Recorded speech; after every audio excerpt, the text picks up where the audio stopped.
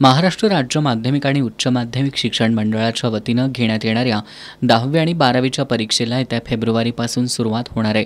यामध्ये 10वीची परीक्षा 10 फेब्रुवारी ते 11 मार्च दरम्यान तर 12वीची परीक्षा 20 फेब्रुवारी ते 18 मार्च या कालावधीत होणार आहे।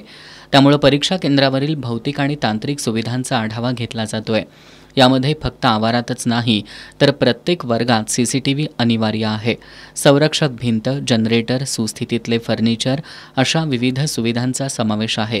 या सर्व सुविधांची सध्या तपासणी सुरू आहे। याचा 7 नोव्हेंबरला तपासणी अहवाल प्राप्त होणार आहे।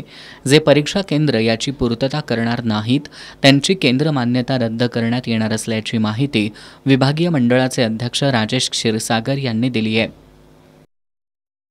परीक्षा केंद्र परिसरात आणि जिथे परीक्षा होणार आहे अशा प्रत्येक वर्गखोलीमध्ये सीसीटीव्ही लावणं हे बंधनकारक केलेलं आहे। त्याचप्रमाणे परीक्षा केंद्रासाठी पक्की भिंत, कंपाऊंड वॉल असणं आवश्यक आहे। त्याचप्रमाणे पुरेशा संख्येमध्ये बेंचेस सुस्थितीमध्ये असणं आवश्यक आहे। शिवाय ज्या खिडक्या आहेत त्या खिडक्यांना सुद्धा जाळ्या लावलेल्या असल्या पाहिजेत आणि विद्यार्थी संख्येनुसार मुलामुलींसाठी स्वतंत्रपणे स्वच्छतागृह आणि मुबलक पाणी असावं। याशिवाय परीक्षा केंद्रावर जनरेटर किंवा इन्व्हर्टरची व्यवस्था असावी अशा सगळ्या सूचना दिलेल्या आहेत। त्यानुसार आम्ही विभागीय मंडळानं 17 ऑक्टोबर रोजी सर्व कोल्हापूर विभागीय मंडळांतर्गत सर्व केंद्रांना तशा सूचना दिलेल्या आहेत आणि त्याची पूर्तता करण्यासाठी सांगितलेलं आहे। जी केंद्र या भौतिक आणि तांत्रिक सुविधा पूर्ण करणार नाहीत त्यांची मान्यता रद्द करण्याच्याही सूचना दिलेल्या आहेत। कोल्हापूर विभागाच्या अंतर्गत सातारा, सांगली आणि कोल्हापूर असे 3 जिल्हे येतात।